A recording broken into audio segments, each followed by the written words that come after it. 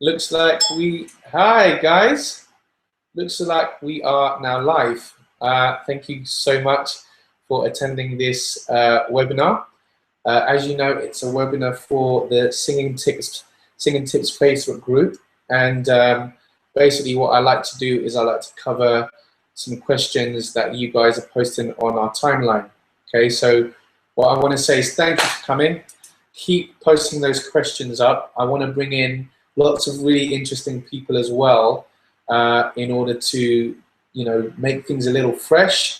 People who are specialists in different areas of voice, and that way we can get a whole pool of different kinds of teachers to show you things and to answer questions. So please keep posting your questions on the timeline, and also keep attending the webinars. They're not very expensive. They keep us able to afford to keep running these webinars and bring in interesting people as well, and using that technology. So thank you for your support. What I want to do now is just basically move on to the actual content that I've prepared for you today. And it's based on two questions that have been posted by two of the Singing Tips Facebook members. And those are questions from Roxanne Marie and Mr. Tamangan Jr. So thank you guys for those questions. The questions surround these 2 points. Where do we sing from? Do we sing from the throat or do we sing from the diaphragm? And then the second question is more about warm-ups. What's the best type of warm-up to do for a voice? So I'm going to do my best to answer those 2 questions, okay? So I hope you find it useful. Like I said, please keep posting those questions online on the Facebook group. This webinar is only for those who are members of the Singing Tips Facebook group. So if you know anybody else that wants to be in on these webinars, please direct them to the group and let them join. Okay, so in order to answer your first question about where do we sing from? So do we sing from the diaphragm? Do we sing from the throat? What's happening? So what I want to do is I want to share a presentation with you in order to give you a little bit of education, and then I'll answer that question for you. So I'm going to basically invite you guys into a screen share. I'm going to get you guys to share my, okay. Okie dokie. So present to everyone. All right. So this is my screen. Hope you can see that. Okay. So what we have here, let me start at the right point. Beautiful. So what we have here is a picture of your lungs. Okay. Why is this important? Because the lungs are where we get our vocal power from. So you can refer to this as the power source. What does that mean? Well, the power source is what fuels the air in order to cause the vocal folds to vibrate in the first place. So all the sound that we hear is energized by the lungs giving us air. Okay? So that breath is what energizes and actually gets that sound initiated. It gets that sound started. So that's why the lungs are known as the power source. It's where the breathing takes place. You know, as we already know, the diaphragm kind of looks like a kind of concave shape that is seated right at the ribs here, at the bottom of the ribs. And every time you breathe in, it opens up like a balloon. And every time you breathe out, it pushes the air back through the lungs and then through the trachea and then out through the vocal cords and through your mouth. So the power source is very important because we have to make sure that our breathing is right.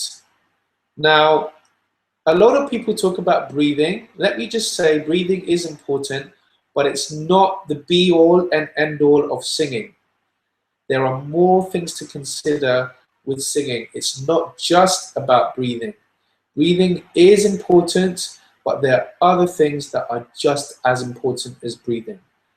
But when you're looking at the whole system of the voice as an actual system, you refer to this as the power source, okay? So that's the power source. This is also part of singing. The next bit up is the vibratory source.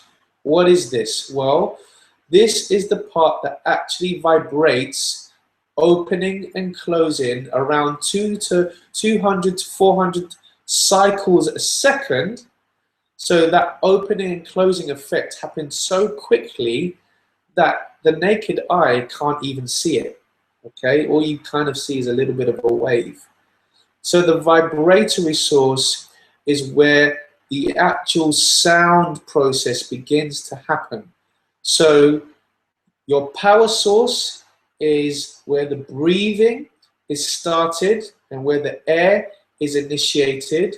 That air then engages with the vibratory source, which essentially is your vocal folds. This is where sound is created, okay?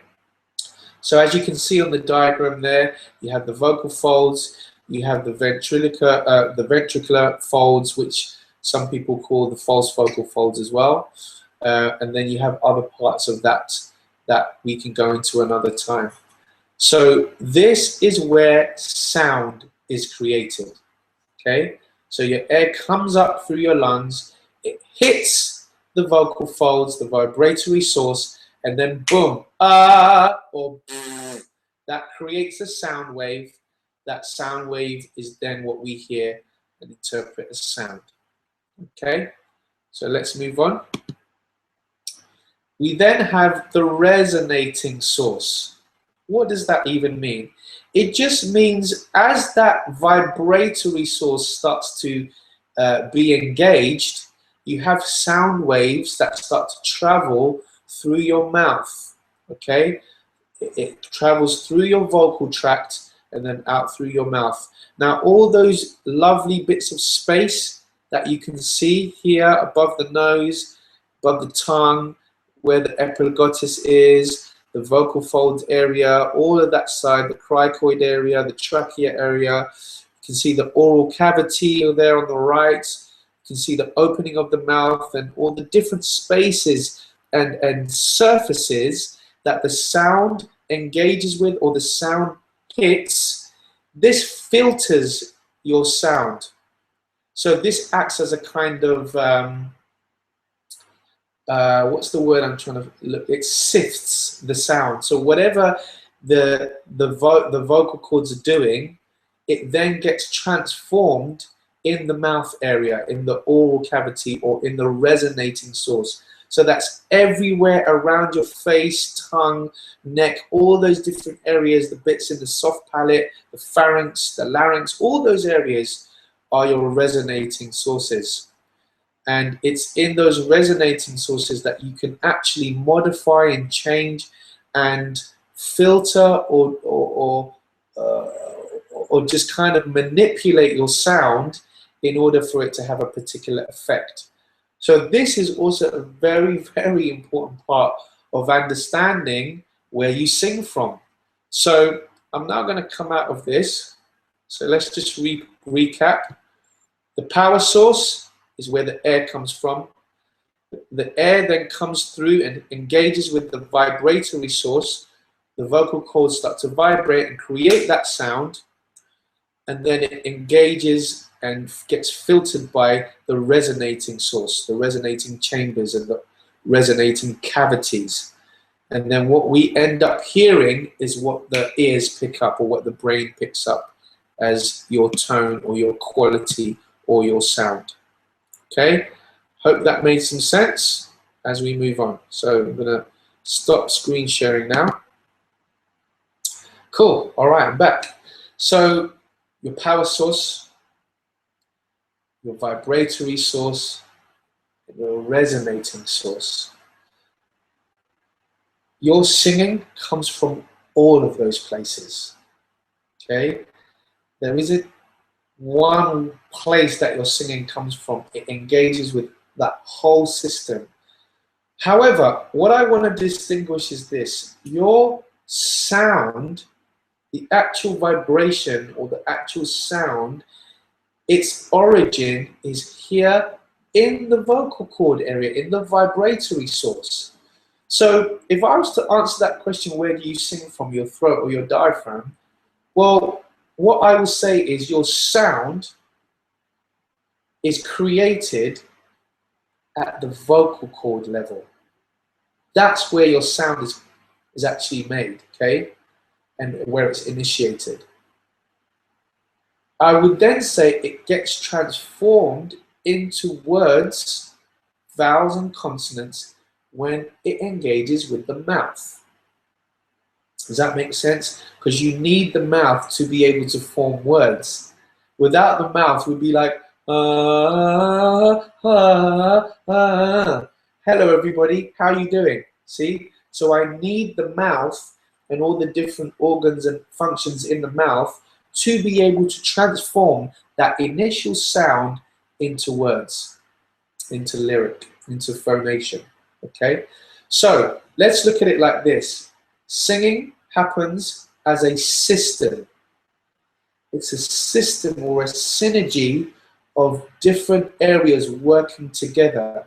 So you're kind of using it all, but it's important to realize that sound is not created in the diaphragm. That's your power source. That's where the air comes from.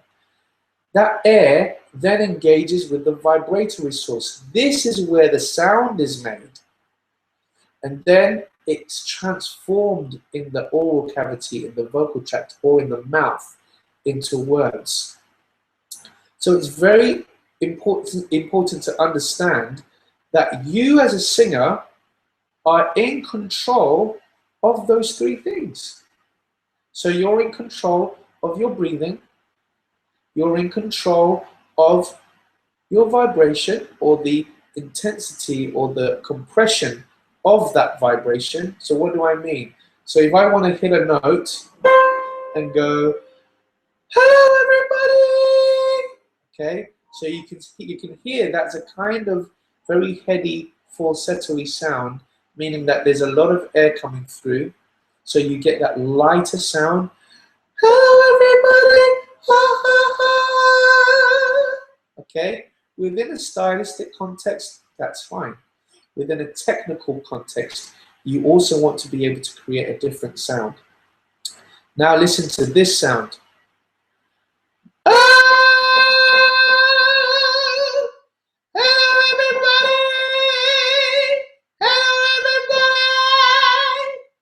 Hear the difference? It's the same note, but I've created a different texture, a different quality, right? And that, my friends, yes, I had my air coming through. Yes, I was able to transform that into words, but the change happened at my vibratory source. When I allowed my vocal folds to have more of a closing cycle than an opening cycle, I got more tone. I got more this. So in that vibration, you need that chord closure. That chord closure happens in the throat area, guys. So just remember that. Now, when I created the other sound, which was more breathy, there was more openings in the opening and closing cycle. So because there's more opening, I get more air coming through. So it gives me a different sound. Again, I control that in this area, okay? So yes, even though I've got my air flowing and I'm managing my air, it's my vocal cords that determined whether I had more engagement of the closing muscles or the opening muscles, okay? I hope that makes a bit more sense. I'm trying to really break that in simple terms for you. And then obviously the rest of that was transformed into words using my mouth. But at the end of the day, my singing comes from the entire system. I would even go as far as saying, and this is a little bit sort of like out there, but I love this concept, that, you know what, it's never you are singing, it's we are singing. The whole body, all the cells, all the different organs, the brain even is engaged in singing. Your mind, your intelligence, your creative ideas. And this is a whole we. It's not about I, me. It's about we singing. So think about that when you're singing. Your entire being is singing. It's not just you. All right? So let's put it like this. You're singing, where does it come from? Well, it comes from everywhere. It comes from your whole system.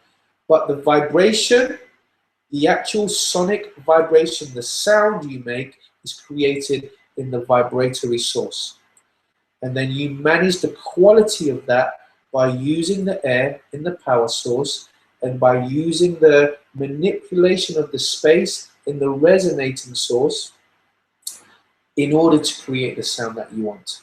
So when you are singing and you are feeling that something isn't quite right, you have to address all three areas. Mouth area, vocal cord area, and the breathing. Not just one or the other. Sometimes it could be one, sometimes it might be more than one area. But you actually do make that sound from your throat. Your diaphragm or your breathing just helps power that sound. And your resonating source helps amplify and resonate that sound quality. And that's why everybody's sound quality is different, because we are all made differently. So because we are made differently, that vibration is going to hit areas and make different sounds according to the density of our skin, to the size of our skins or internal parts of the vocal tract, according to how much space there is or isn't. Sometimes when you've got a cold and some of those resonating sources are blocked, the sound might be different. So all these things are very important. And I hope that answers your first question. Now, let's move on to warm-ups. I love this question because it's very, very important to warm up as a singer before you sing. It's also very good to warm up before you train your voice. And the other thing as well, it's also very important to warm down after you sing. So think of it as a nice stretch before you sing and a nice stretch down or a nice relax down after you sing. Okay, I think that's very, very important to make note of. Always do a warm up and always do a warm down. Okay, so I'm going to give you some tips that I think are really good for warming up, because warming up your voice is about making sure those three areas are working at their optimum. So your breath, the power source, the resonating source, the vibration of vocal cords, and then the resonating source, the areas in the mouth, that they're all ready and prepared, and the feelings and sensations that you get are familiar to you, so that when you're singing, you are just going with the feeling. You're not having to worry about anything. It's about feeling it and going through it. So I'm going to give you some exercises that are really good for each area. Okay, so warming up your breathing. One of the exercises that I love for this, I call it the dog pant exercise, because you literally have to almost pant like a dog in order to get this area of your body working. Okay, so the exercise really, really works on the expansion of the rib cage and the back area. It also works on really strengthening and engaging the diaphragm. And it basically is like this. You start off like this.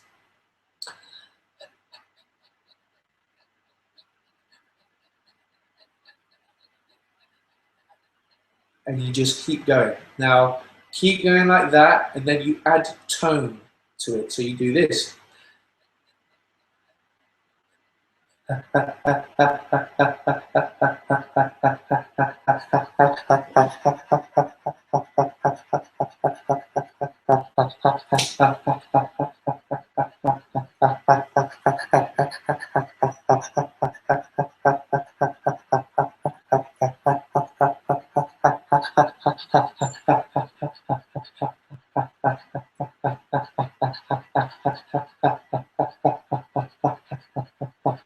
I love that exercise for breathing. So try it. Why don't you guys try it? You got to start off a little slow. Now, bear in mind, I used to practice this exercise 15 minutes straight. No lie, 15 minutes straight. And it really, really helped me. I have asthma, so that exercise really, really helped me with my breathing.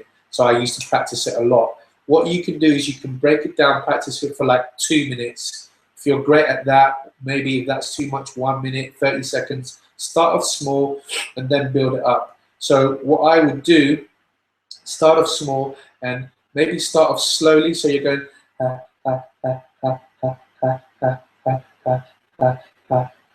and it's an in and out, in, out, in, out. So you can't run out of breath. You're always equipping your body with new breath every time, and you're expelling the breath at the same time as well.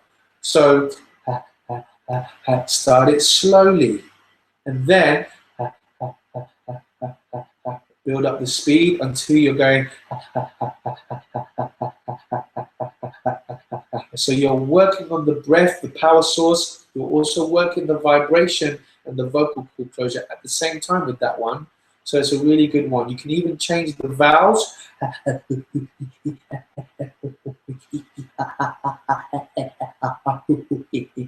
can change that, and you're using the resonating sources as well, and you're warming up the whole system. Absolutely love that exercise. Now, another breathing exercise that I love is breathing in when lying down, so that you can really feel where the energy is coming from and where it's being worked, and what area is really working to enable you to breathe well. But I love the exercise that involves just putting your teeth together and doing a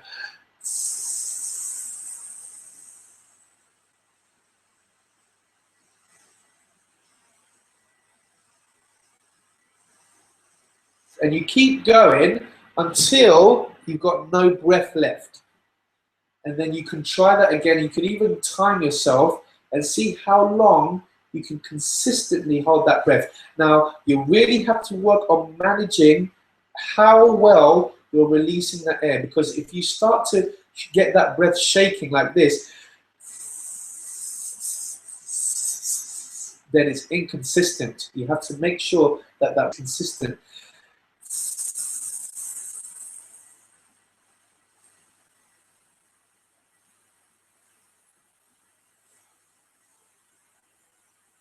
Etc. And you just keep going and time it. See if you can do it for 30 seconds. See if you can, okay, see if you can do it for 10 seconds. See if you can do it for 20, 30, 40, 50, 60 seconds. See if you can hold it for 2 minutes. I don't know, just like however you want to push yourself and however you want to develop yourself, think about it like that. But that's a really good one for learning how to manage breath in a phrase and learn how to really control that whole abdominal area so that you're releasing air at the pace that you want and not just at a pace that your body thinks it should do it at. Okay, it's a really great exercise. Here's another really cool one. Now, I'm not going to get in too much into the science of this, but this straw, amazing warm-up you can do with this straw. Now, it's called straw therapy, and you can go onto YouTube and you can tap in straw therapy. Particularly, there's a guy by the name of Ingo Tietze, who is an amazing vocalist and voice scientist. He does some demonstrations on YouTube about how effective the straw therapy is for your voice. And the science behind it is amazing. Now, I'd like you to just try it. Now, for beginners, I'm going to recommend that you use a straw that's, can you see that? That's the size of like a McDonald's straw, okay? Doesn't really matter on the length, but the diameter is kind of the size of a McDonald's straw. You can also use a straw that's the size of a cocktail straw, okay, a little bit thinner, But if I'm honest, I would work this when I'm a little bit more advanced. So I'm going to get you guys to try it out on this type of straw. Now, what this does is incredible. It really, really is incredible. And it's based on the principles of using semi-occluded vowel sounds, which basically is about sounds that you make that are sort of half closed. The reason why these exercises are so good is because of a term called inertance. And it basically is about air pressure that is sent back and feeds back to your vocal cords, and it helps not only compress your vocal cords for you, air pressure compressing your vocal cords for you, so that you don't have to use too much tension or too much muscle, but it also helps the vocal folds vibrate really well. This air pressure like comes together and literally feeds back onto the cords and helps it vibrate well and holds it together, so you get a sense of like ease, a really lovely sense of effortlessness and a bit of a massage at the same time. So I like to use this exercise when people are feeling or experiencing some hoarseness or tiredness, or they just want a really decent warm-up. Now, I like using water because you get a lot more of this inertance, this feedback of air pressure that covers the cords and cloaks them like a blanket and actually helps them to come together better and vibrate better. I love using water.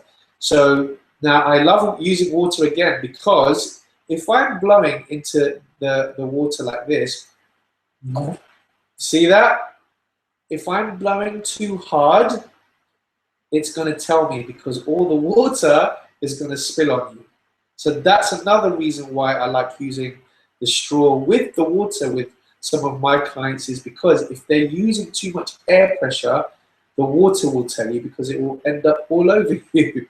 So I love that. So you've got to, again, really learn to manage that air pressure well when using this straw exercise. So have a listen to this. I like using the scales. So we're going to use a scale which is just a basic arpeggio,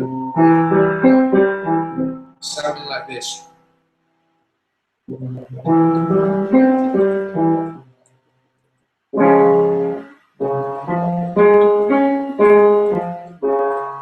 you see that?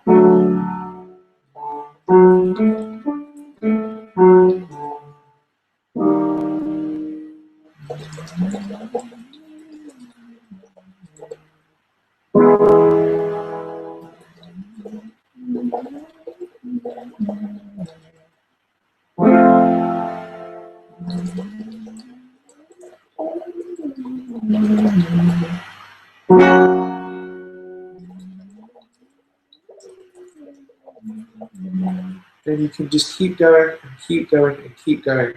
I'll do a few more.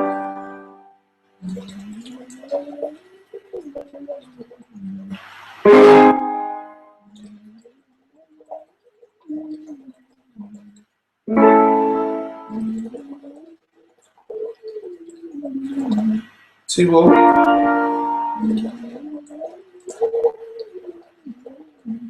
One more.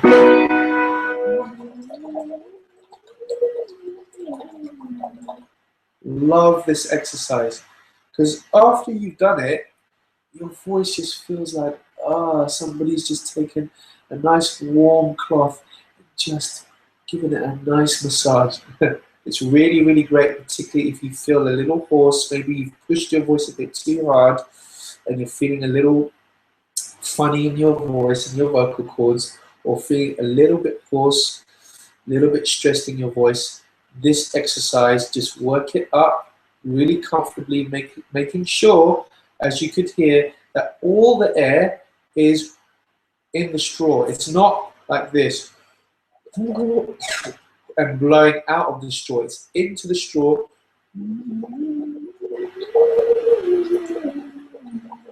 You're managing the air.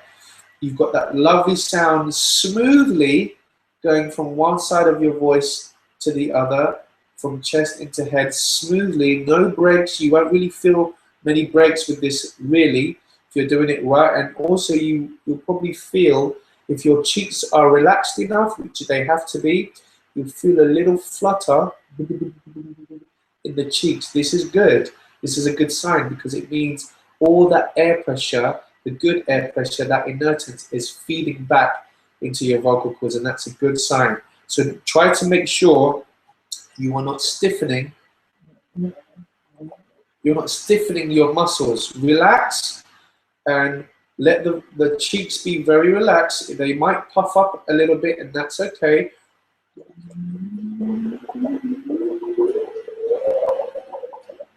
And just see where it takes your voice. Work it as high as you can, and then work it as low as you can. And let me know how you feel when you do that. But use the right straw, use the correct diameter, and use some water, and have a go. You work that for about 5 minutes. You can do 5 minutes or 10 minutes in the daytime, 10 minutes in the evening, and let me know how you feel when you do that exercise. I've used that with many clients, and they love the exercise. One lady actually wrote to me and said, Josh, this straw exercise is working miracles with my voice. So give that a try. Now, that's one side. Another exercise that I really love for warming up is called lip trills.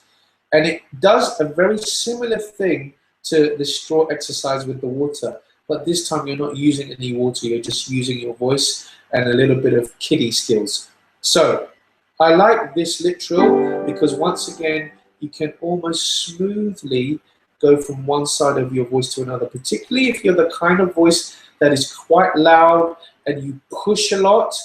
This exercise will stop you from pushing so much, and you will feel a much lighter production as you give it a try. So I'm going to again use that arpeggio, and I'm going to use a different scale too. I like using the short arpeggio because it just helps you to nudge forward as you ascend through the more difficult parts of your range, namely the passaggio or the bridge. So have a listen to this.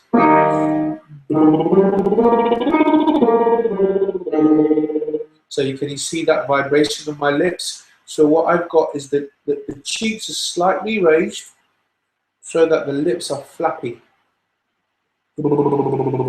You might need a little practice, a bit of practice for some of you, but if you can get practicing this and try making sure that you're able to do this. It took me a little bit of time. It took me about 2 weeks to really get the hang of it. But if you practice it a bit, you should get the hang of it. So make sure the cheeks are raised, and it's not like this, you're not like that, or like this, tense, you're relaxed on the lips, so that they have the chance to vibrate. So have a listen to this scale. I'm using one hand because I'm playing with the other.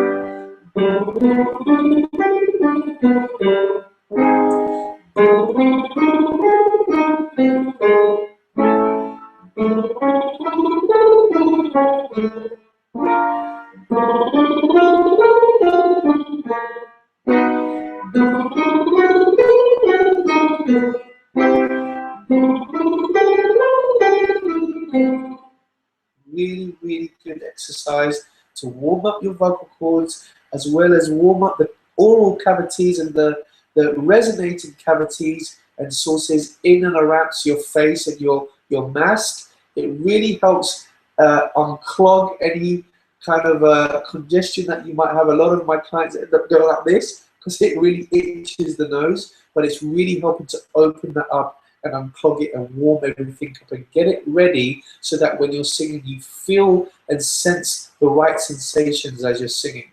So that's a really good one. Take that as high up as you can go, and take that as far down as you can go. The next one up is the tongue roll, which is very similar to the lip trill. So you're kind of doing a tiger sound. You're going. Again, it might take some getting used to, okay? But again, you're really working on the vocal cords and you're really warming up the resonating source as well as working on your breathing. So have a listen. I'm going to use a different scale. I'm going to use a longer scale so that you can really work the whole range a little bit quicker and you can feel that sort of lightening up as you sing higher. One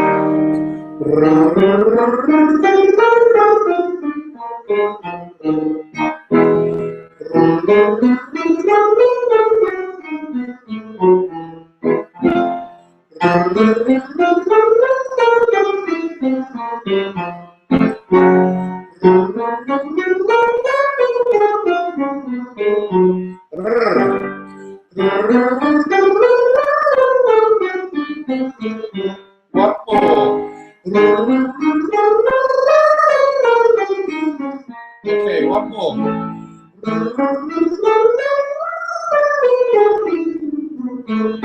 Okay, so that's an amazing exercise. You get to really feel and sense how the resonance is moving up and down in your face and in your resonating sources. Really, really good exercise. Then you can start getting a little deeper. So if you're the kind of voice that has spent a long time forcing things, you need a warm-up that is going to stop you from forcing so much. So you need a warm-up that is going to help you lighten up. And I love to use this exercise here. Why? Because the vowel sound that I'm going to use, ooh, it stops you from pushing so much energy through that vowel. If you went for an ah, you might feel like you've got the opportunity to really force your voice, but when you do ooh, it's harder to get as much volume out of that narrow shape vowel. So, using the consonant G, why? I like to use the G so that it helps with the opening and closing of your vocal cords. So you can feel that with the G, D. See that? D. As I did that, my vocal cords just opened and closed. So that's a really good way to just warm up the efficiency of your vocal cord vibration as well, using that D. So you don't really need to think about much. You just need to make sure that the D is said properly. So if I said to you, say the word good, you hopefully wouldn't go good. There's no real attack on that G. So when you say the word good, you'd say good. You'd say it with a nice presence, a nice assertiveness, and assurance that good is connected, that G really works and closes the cords and stops all that air coming through. So let's use this one. So that's the exercise. That is a great warm-up. You just edge up semitone by semitone.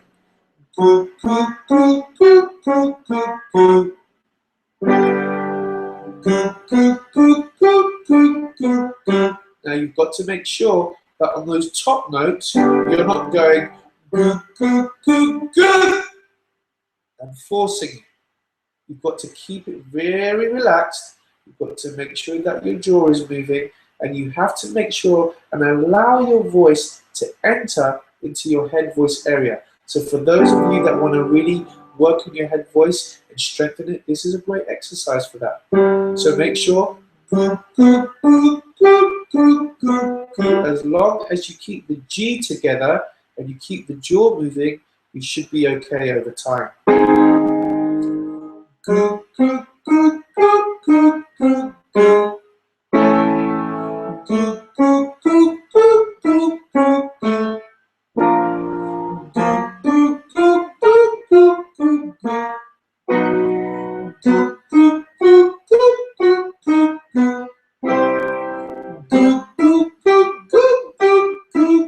Really using my G.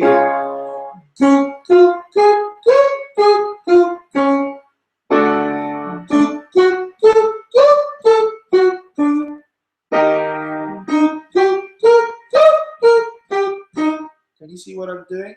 So I keep opening my jaw, I keep using that G, and that resonance is just going into where it needs to go, not really having to worry about that. You can also use another vowel sound like G. G, G, G, G, G, G, G.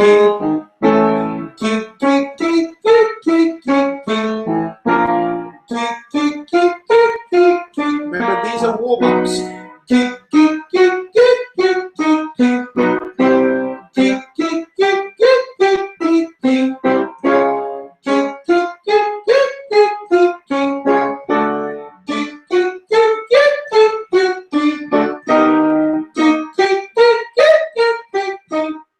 Again, you can use that vowel if you want to. It's really good exercise just to get those chords working and just to get that nice flow between chest voice and head voice. And also the aim is for it to sound like it's all the same. So if you're going doesn't really sound the same. So you've really got to be careful how you're managing your air, how you're using your mouth, and how you're using your vocal cords.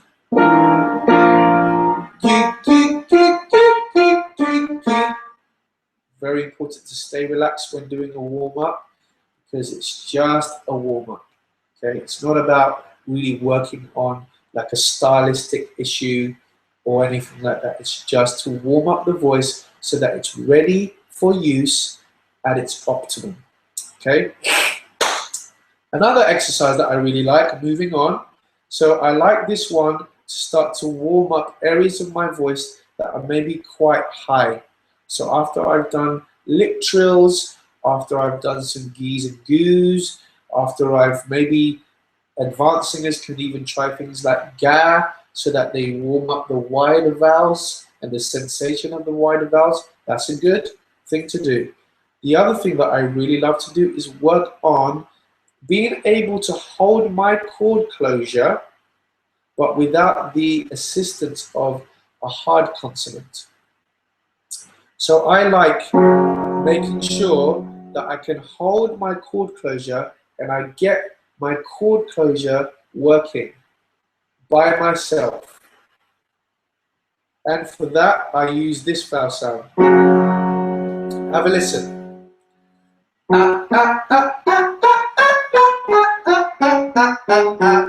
Love that exercise. Why?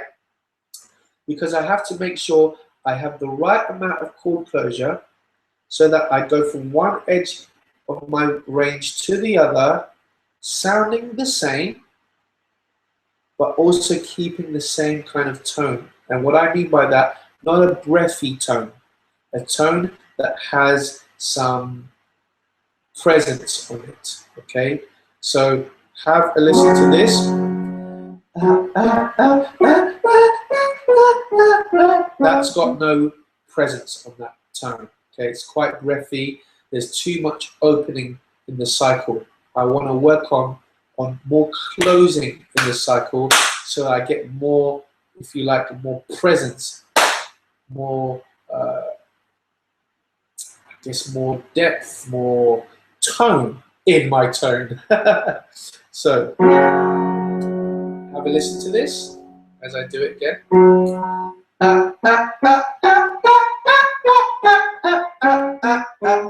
So I'm making a quite a pressed sound, if you like.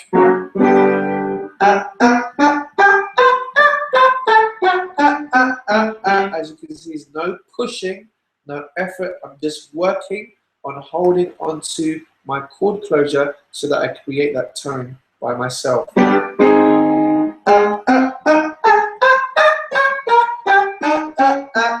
And I'm in head voice on the top, and I'm still keeping the same tone all the way through.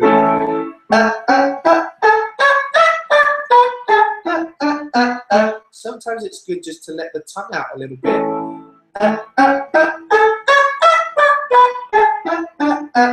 Again.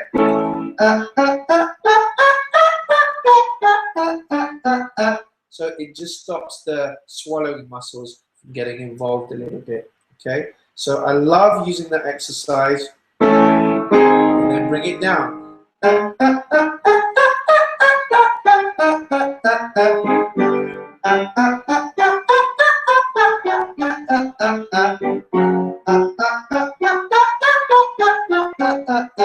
One more.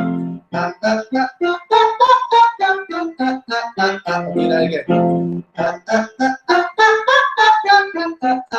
And again. So make sure you get that nice smooth tone. So when you're warming up, you're always going to make little mistakes, maybe some big ones. The most important thing is to make sure that you learn from your mistakes. So if there's an exercise that you need to repeat in order to get it right, do that. So as I did that one, that one was going a little funny. So I had to repeat it in order to get that tone right. So I had to look at what I was doing wrong, had to analyze which one of these 3 areas I'm not using properly. Once I figured that out, I was able to correct that. Does that make sense? That's a really great warm-up. I really love this one. It's the vowel sound oo, and you're basically going to sing oo from one side to another. I'm going to use a very short scale on the arpeggio. Can you see how I'm dropping my jaw and using my head voice and really managing my volume so it's not too loud?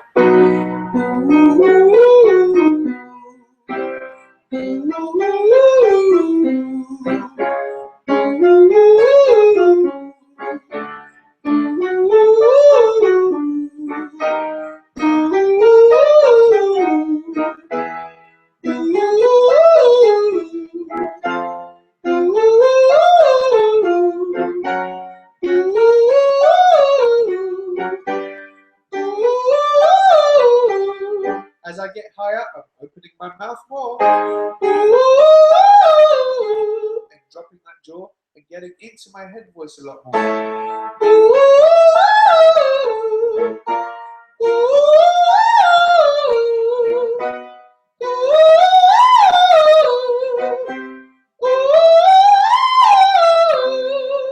And you can do that as high as you need to do that.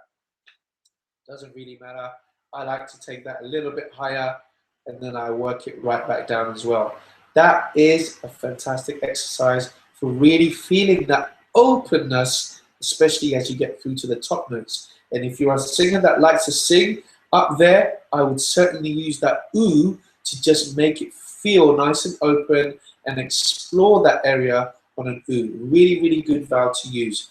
There are obviously other vowels you can use, but I feel like the more you are attuned to your voice, the more you understand your voice, when you've got a bit more guidance, it's best to then go into some of the other vowel sounds like.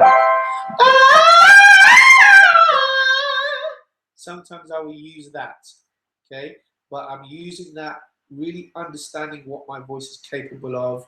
I'm really making sure I'm doing it carefully, my breathing is right, my chords and the vocal cords feel right, and then the mouth shape is right. So all those different things are important.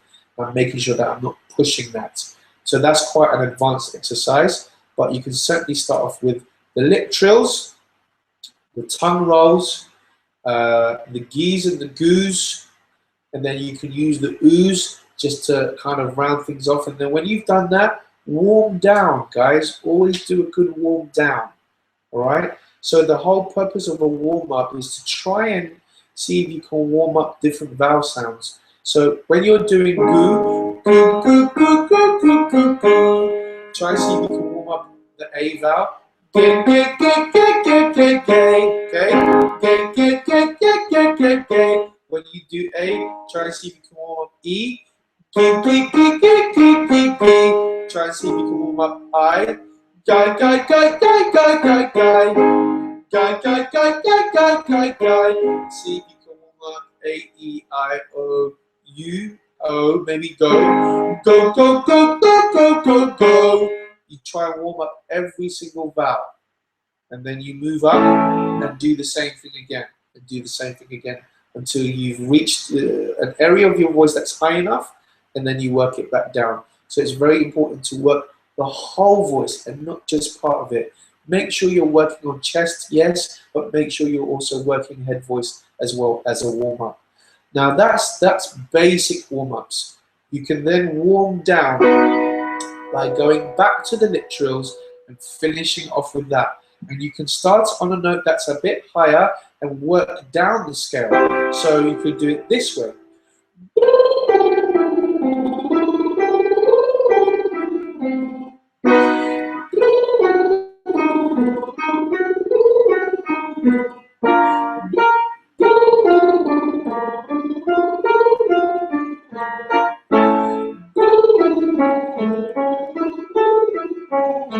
Head to chest.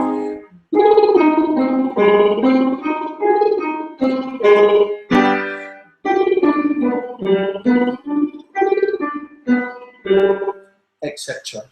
Okay, so that's a really good warm down.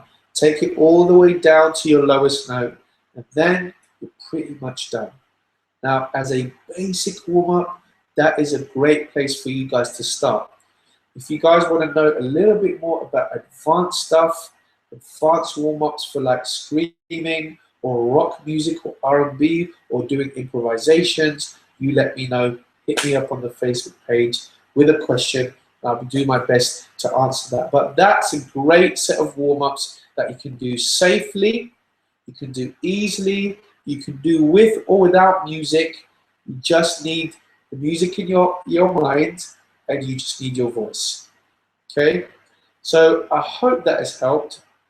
I hope you've got some tips there that can really help you find your voice, warm up your voice. I hope you've understood a bit more about where we sing from, understanding that we sing with a whole system of different muscles and organs and ligaments, but the sound that we make is made from your vibratory source. So that's a very, very important thing to remember, okay? But obviously your mouth, your breathing does also have just as equal importance as everything else, okay?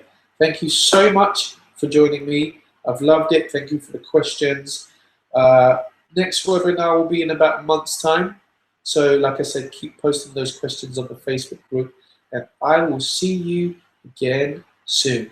Thank you so much for your support, and keep singing, and remember, everything that you need to succeed as a singer is already inside you. I'll say that again. Everything you need to succeed as a great singer is already inside you.